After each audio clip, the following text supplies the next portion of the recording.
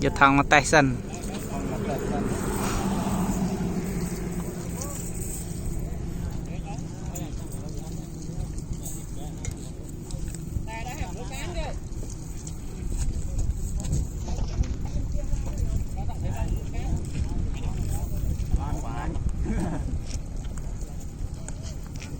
này ngoài đánh chơi nhé, bật này nhắm chơi nhé.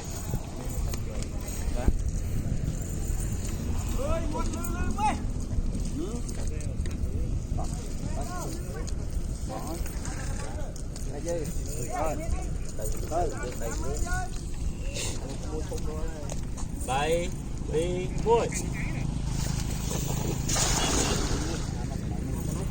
Tay rồi mất luôn đi rồi. Ăn ớt này này.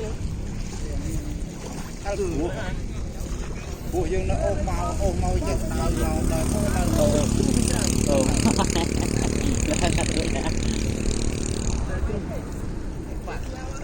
Phải nơi đông lắm đó. địa bàn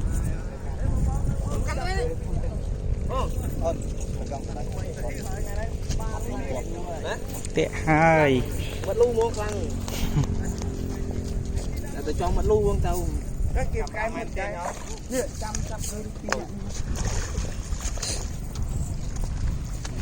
mẹ bọn này phải đang môi tới ai ơi muối đâu ai tới từ môi từ muối nó đo cháo đâu nè ai tới này kia đó chơi nhau trời vô tay cho bạn không châu lú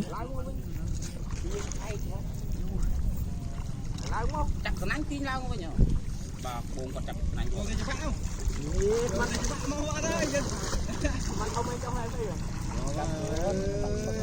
ôn phải bên con thời chân nó